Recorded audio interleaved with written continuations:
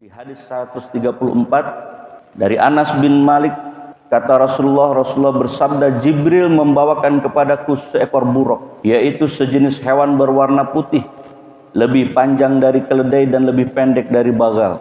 Ia dapat melompat sejauh mata memandang. Tawil fawqal himari wa dunal bagal yadau hafirat inda muntaha torfatal aini. Kilatan seperti kilat begitu kecepatannya. Tak banyak yang ingat kepada Allah. Agar kalbu kita bangun, apa yang kita kejar di dunia ini semuanya sia-sia. Tentang bagaimana manusia harus menerima takdir. Kebetulan kita memasuki bulan Rajab, dan bulan Rajab ini ada peristiwa yang pernah dialami oleh baginda Nabi Muhammad SAW, yaitu peristiwa Isra dan Mi'raj. Dalam peristiwa Isra Mi'raj ini, begitu diceritakan oleh baginda Nabi, separuh umat yang tadinya sudah beriman kafir lagi. Hanya Abu Bakar Siddiq yang mengatakan apa yang diceritakan oleh Muhammad SAW pastilah kebenaran. Bagaimana tidak? Baginda Nabi dalam satu malam oleh Allah Subhanahu wa Ta'ala diperjalankan dari Masjidil Haram ke Masjidil Aqsa yang jaraknya 15.000 km dalam satu malam.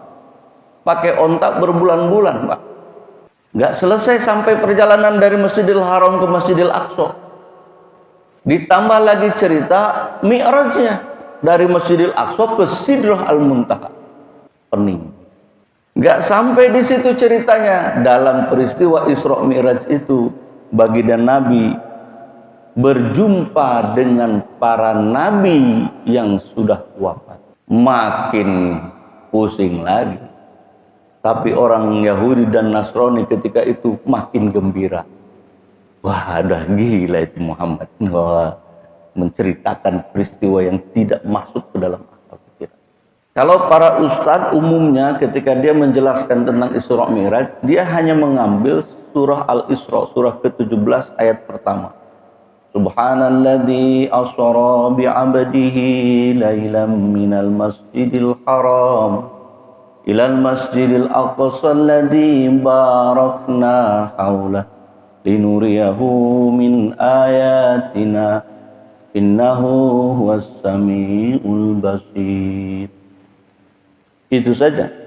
Kalau diambil itu hanya baru menceritakan tentang perjalanan Isra-nya saja, dari Masjidil Haram ke Masjidil. Lalu bagaimana Mi'rajnya? Mi'rajnya ada dijelaskan dalam surah An-Najm, surah ke-53 ayat 1 sampai 18. 4 ayat yang pertama kita jelaskan, kalau sampai ke 18 penjelasannya waktunya sempit. Ayat pertama, wan najmi idha hawa, demi bintang-bintang yang tenggelam, yang surut, posisinya seperti hari ini, seperti pagi ini. Bintang sudah nggak terlihat. Wan najmi idha hawa, lagi tenggelam. Ma dhalla sahibukum wa ma gawa, sahabatmu itu tidak sesat dan tidak berbohong, tidak berdusta. Wa ma yantiqu anil hawa, dan apa yang diucapkan bukan berasal dari akal pikiran maupun hawa nafsu.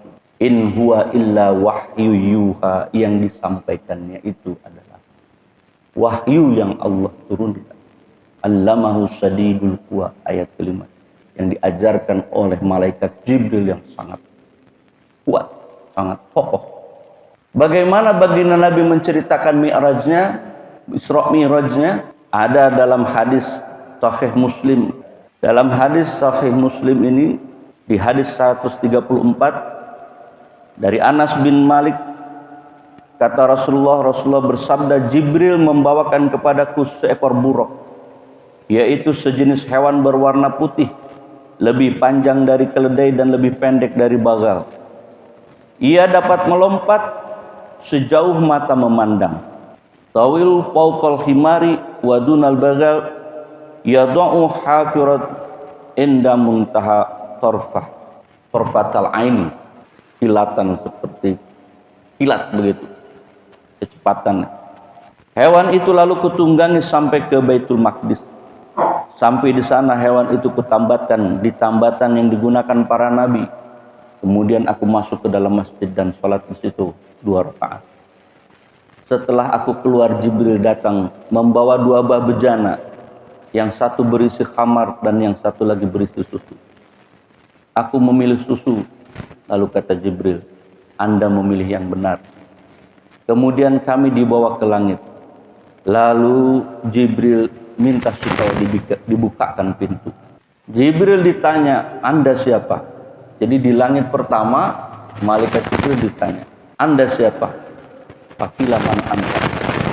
Qala Jibril, saya adalah Jibril. Qila wa man ma'aka.